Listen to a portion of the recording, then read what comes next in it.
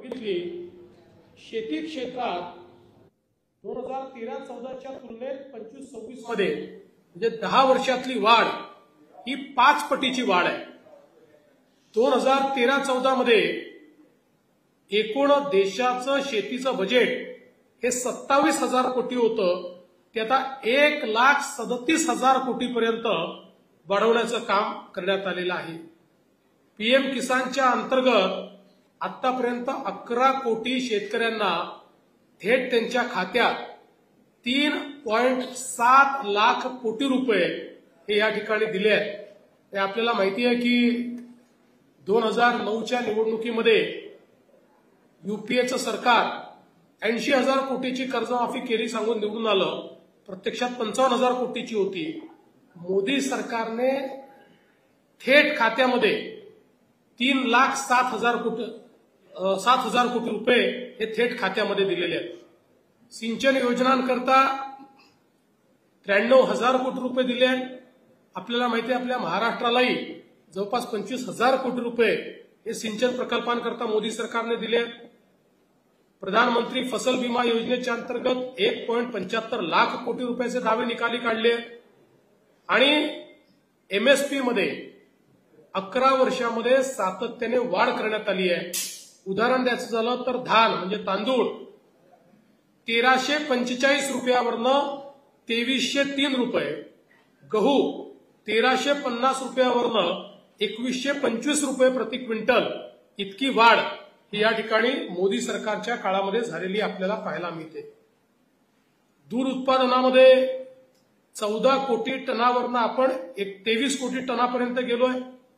मत्स्य उत्पादन स्वतंत्र विभाग काढून 184 लाख टनापर्यंत आपण गेलोय. मधाची निर्यात 11 वर्षात तिप्पट झालेली आहे. इथेनॉल केवळ 38 कोटी लिटर इथेनॉल आपल्याकडे होतं, ते 440 कोटी लिटर म्हणजे जवळपास 20% ब्लेंडिंग आता आपण करतो, ज्यातनं किमान 1 लाख कोटी रुपयाचं परकीय चलन हे वाचवण्याचं काम या केंद्र सरकारच्या नीतीमुळे झालंय आणि शेतकऱ्यांना फायदा झालेला आहे. मेगा फूड पार्क केवळ 3 होते ते 24 झाले आहेत. सौर पंप जे शेतकऱ्यांना होते ते या ठिकाणी मोदी सरकार येतपर्यंत केवळ त्या ठिकाणी 1 लाखापेक्षाही कमी होते, ते आता 10 लाखाच्या वर गेले आहेत. आणि मला सांगताना आनंद वाटतो की या 10 लाखामध्ये 5 लाख एकट्या महाराष्ट्राने लावलेले आहेत. सहकार क्षेत्रामध्ये पहिल्यांदा नवीन सहकारिता मंत्रालय मोदीजींनी सुरू केलं. सहकार वर्ष लक्षात घेत नवीन राष्ट्रीय सहकार धोरण त्या ठिकाणी फ्लोट केलंय आणि विशेषतः सहकाराच्या माध्यमातून साखर कारखानदारीला प्रचंड मदत, 50 वर्षात झालेली एवढी मदत, मग ती एमएसपीच्या स्वरूपात असेल, ती एफआरपीच्या स्वरूपात असेल, ती सॉफ्ट लोनच्या स्वरूपात असेल, ती इथेनॉलच्या स्वरूपात असेल, ती एनसीडीसीच्या माध्यमातून असेल, ही माननीय मोदीजींनी दिली. जवळपास 95,000 कोटी रुपये एनसीडीसीच्या माध्यमातून या ठिकाणी देण्याचं काम हे मोदी सरकारने केलंय. महिलांकरता देखील आपल्याला कल्पना आहे की मोदी सरकारने नारी शक्ती वंदन अधिनियम पारित केला, ज्याच्या अंतर्गत 2029 पासनं लोकसभेत आणि विधानसभेमध्ये 33% महिला खासदार आणि आमदार असणार आहेत.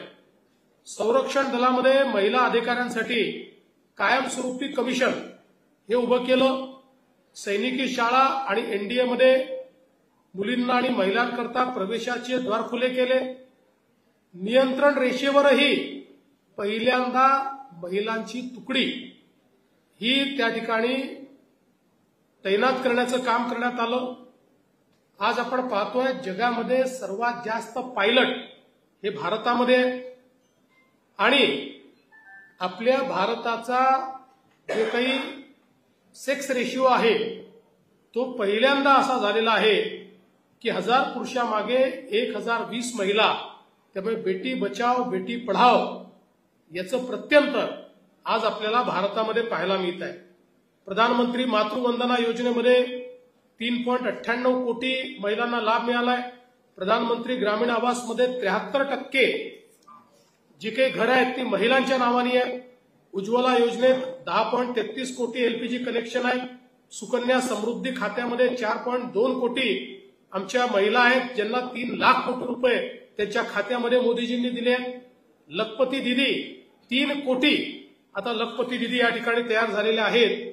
महाराष्ट्रातही आपण 1 कोटी लखपती दिदी बनवण्याचा निर्णय केलाय. त्यातले 50 लाख यावर्षी आपले पूर्ण होतील. 50,000हून अधिक स्टार्टअप्समध्ये आता महिला संचालक आहे आणि भारत 2014 साली स्टार्टअपच्या इकोसिस्टीममध्ये कुठेही नव्हता. आता जगातली 2 नंबरची सगळ्यात मोठी स्टार्टअप इकोसिस्टीम भारत झालेला आहे. 3 तलाकमुळे मुस्लिम महिलांकरता एक समाज सुधारणेचं दार उघडण्यात आलेलं आहे. जवळपास 90 लाख महिलांचे बचत गट हे तयार करून 10 कोटी महिलांना त्याच्यामध्ये एंगेज करण्याचं काम हे मोदी सरकारने केलं आहे. पगारी मातृत्व रजा 12 वरनं 26 आठवडे केली आहे. सरकारी शाळांमध्ये 9.8 कोटी प्रसाधनगृह मुलींकरता बांधण्यात आलेले आहे. माता मृत्यू दर 167 होता तो 80 वर खाली आलेला आहे. त्यामुळे मोठ्या प्रमाणात महिलांकरता मोदी सरकारने काम केलंय. युवांचा जर आपण विचार केला तर 3 दशकानंतर नवं राष्ट्रीय शैक्षणिक धोरण आलेलं आहे जे आपल्या शिक्षण व्यवस्थेतली मूळ तत्व कायम ठेवत आपल्या शिक्षण व्यवस्थेला वैश्विक करताय अशा प्रकारचं धोरण आहे. 1.60 लाख मान्यताप्राप्त स्टार्टअप मधनं 17.6 लाखाहून अधिक रोजगाराची निर्मिती झालेली आहे. पूर्वी केवळ 4 युनिकॉर्न होते ते आता 118 युनिकॉर्न झालेले आहेत. पीएम कौशल्य विकास याच्या अंतर्गत 1.6 कोटी युवांचं प्रशिक्षण झालंय. 8 नवीन IIM आणि 7 नवीन IIT सुरू झालेले आहेत. देशातल्या एम्सची संख्या ही तिप्पट झालेली आहे आणि 490 नवीन विद्यापीठांची स्थापना या कालावधीमध्ये झालेली आहे.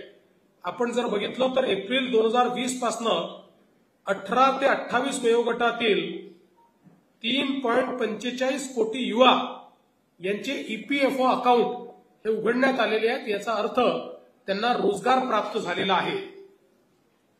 मध्यम वर्गाचा विचार देखील पहिल्यांदाच या सरकारमध्ये होताना आपण बघितला. 12,75,000 उत्पन्न हे करमुक्त करण्याचा निर्णय या सरकारने मध्यम वर्गाला दिलेला सगळ्यात मोठा दिलासा आहे.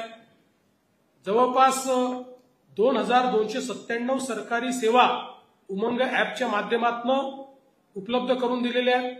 रखडलेल्या रिअल इस्टेट प्रकल्पांकरता 37,000 कोटी रुपयाचा फंड हा या ठिकाणी उपलब्ध करून देण्यात आलेला आहे. UPIच्या वापरकर्त्यांची संख्या 46 कोटी रुपये झाली आहे आणि पूर्वीच्या काळामध्ये 2014 पूर्वी थोड्याफार प्रमाणात 5 शहरांमध्ये मेट्रो होती. त्यातल्या 2 शहरात मेजर त्याचा नेटवर्क होतं. आता 23 शहरांमध्ये देशाच्या मेट्रोचं नेटवर्क हे उभं झालेलं आहे. उडान स्कीम मधनं 1.5 कोटीहून अधिक मध्यमवर्गीयांनी त्या योजनेचा लाभ घेत विमान प्रवास या ठिकाणी केलेला आहे. आणि PM सूर्यघर सारख्या योजनेमध्ये आता लाखो लोकांना मोफत वीज देण्याचं काम देखील चाललेलं आहे. आरोग्याच्या क्षेत्रामध्ये आयुष्यमान भारतच्या अंतर्गत 9 कोटी नागरिकांना 1.3 लाख कोटीचा लाभ हा देण्यात आलेला आहे. 16,000हून अधिक जनौषधी केंद्र 6 कोटी जनतेला त्याचा लाभ झालेला आहे. 77 कोटी हेल्थ ID जनरेट झालेले आहेत. MBBSच्या जागा या 1.18 लाखांनी वाढवल्या आहेत तर PGच्या जागा 74,000 वाढवलेल्या आहेत. त्यामुळे मोठ्या प्रमाणात डॉक्टर्सची संख्या ही आता आपल्याला उपलब्ध होते आहे आणि ई-संजीवनीमधनं 37 कोटी नागरिकांना टेलिचिकित्सा देण्याचं काम हे देखील मोदी सरकारने या ठिकाणी केलं आहे. खरं म्हणजे राष्ट्र प्रथम अशा प्रकारच्या भूमिकेतनं मोदी सरकारने काम केलं आणि म्हणूनच ऑपरेशन सिंदूर हा आत्मनिर्भर आणि स्वाभिमानी भारताचं ऑपरेशन म्हणून भारताच्या इतिहासामध्ये लिहिला जाईल. संरक्षणाच्या स्वदेशीकरणामध्ये 5,000 असे उपकरणं जी आपण आयात करत होतो ती 100% आता भारतामध्ये बनतात आणि आपण त्याचं निर्यात करतो. संरक्षण दलासाठी आपल्या स्टार्टअप आणि एमएसएमई मधनं भारतातल्या केंद्र सरकारने 24,000 कोटी रुपयाची खरेदी केली आहे. म्हणजे आपली आत्मनिर्भरता त्यातनं दिसते. आणि आता ज्या काही आपल्या ऑर्डनन्स फॅक्टरी आहे यातल्या 7 ऑर्डनन्स फॅक्टरी या सार्वजनिक उपक्रमाच्या माध्यमातून नव पद्धतीची संरक्षण सामग्रीचं उत्पन्न त्या करतायत आणि त्यातल्या 6 नफ्यात आहे. आपण आता त्यातनं एक्सपोर्ट करतो. संरक्षण निर्यातीमध्ये 34 पट वाढ झालेली आहे आणि संरक्षण क्षेत्रामध्ये 74% एफडीआय आलेला आहे. ऑपरेशन कावेरी सारखं ऑपरेशन राबवून सुदानमधनं 3,000 भारतीय आपण परत आणले. युक्रेनमधनं 23,000 भारतीय सुरक्षित परत आणले. त्यामुळे एकूणच भारतीयांचं महत्व, भारतीय पासपोर्टचं महत्व, भारतीयांच्या जीवनाचं महत्व हे ओळखून त्या प्रकारचं काम आपण केलं आहे. चंद्रयान 3 भारतासाठी एक ऐतिहासिक क्षण. 23 ऑगस्ट आता राष्ट्रीय अंतरिक्ष दिवस म्हणून आपण मनवतो. भारताने जे जपानलाही जमलं नाही ते त्या ठिकाणी करून दाखवलेलं आहे. 370 कलम रद्द करून काश्मीरमध्ये एक परिवर्तन आणण्याचं काम हे देखील मोदी सरकारने केलं आहे. यासोबत आपल्याला माहिती आहे की एक शक्तिशाली भारत मोदी सरकारने तयार केलाय. आता जगातली 4थ्या क्रमांकाची